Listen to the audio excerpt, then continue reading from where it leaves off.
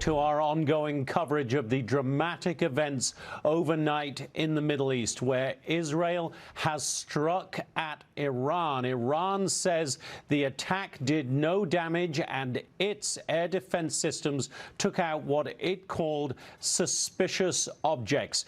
We're joined now by Foundation for Defense of Democracy Senior Fellow and Iran scholar Behnam Ben Taleblu. Thank you for being back with us, Behnam. And I just want to talk a little bit about Israel's strategy here. It seems that they very much didn't want to deliver any huge physical blow, but certainly wanted to send a powerful message. Would you agree with that? Great to be back with you, allegedly for the main course now. Indeed, I think the Israelis wanted to draw a sharp contrast with what the Islamic Republic tried to do with massive, overwhelming force and what the Israelis could do with exceptionally more limited and precise force. This is an important, I think, political contrast to keep in mind. And second, of course, is to present the Islamic Republic with a political fork in the road. If it chooses to escalate, it would be the one owning this.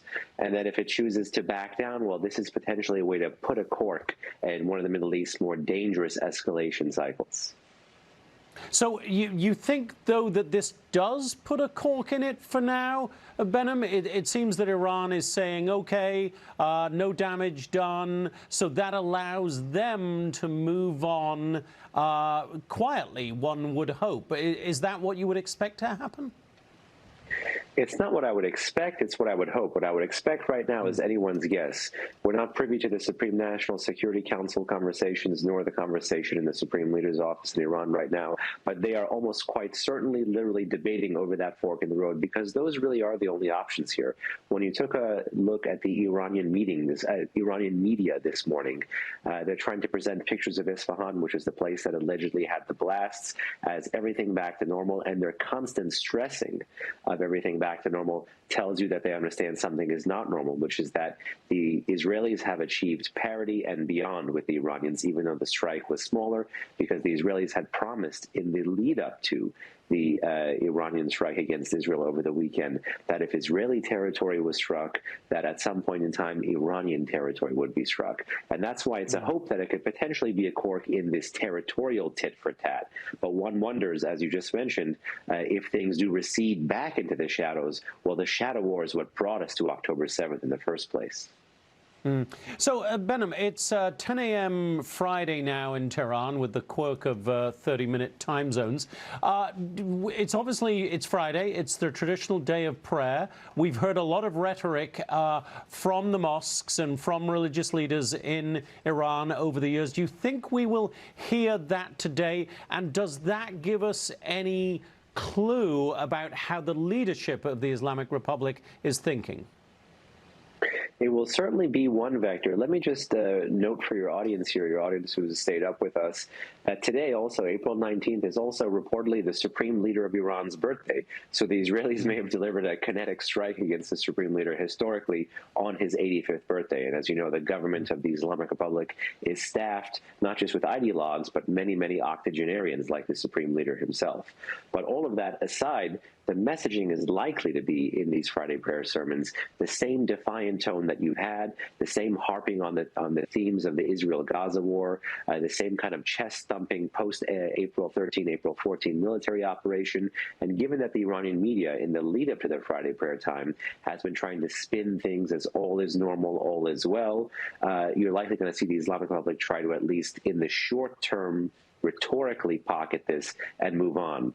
But in terms of attacks, well, who knows what the IRGC may be advocating for behind closed doors, because lest we forget, there were also reports that when there was this strike in Isfahan, that there were explosions in Iraq and there were explosions in Syria, and that IRGC change in doctrine was all about responding to threats both inside and outside Iranian territory with direct attacks from Iran. So who knows what the battle damage assessments and the weapons used in places like Syria and Iraq were allegedly, potentially from the Israelis as well. So, turning our attention briefly, if you don't mind, Behnam, to Gaza, the war against Hamas there. Now, the IDF obviously has never taken its eye off that ball over the past week when they've also been dealing with plans for Iran.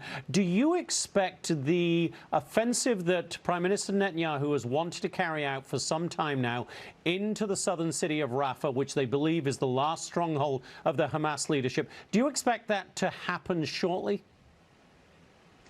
I think there is a very interesting, certainly seems to be very interesting talk of a potential quid pro quo if Washington in some way was at least tacitly aware of what this Israeli target set was, doesn't necessarily have to bless it, but at least may have been aware of it. Was that going to be something pocketed, aka would that be something limited vis-a-vis Iran so that you can return to the war against Hamas, which carried out October 7 in Gaza?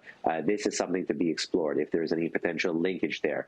I, for one, think that the resumption of the Rafah operation was a matter of when and not if. Behnam Ben Taleblu, the appetizer and the main course have both been fascinating. We'll join you for dessert in about an hour's time. Thank you, Behnam. Great to have you with us as always.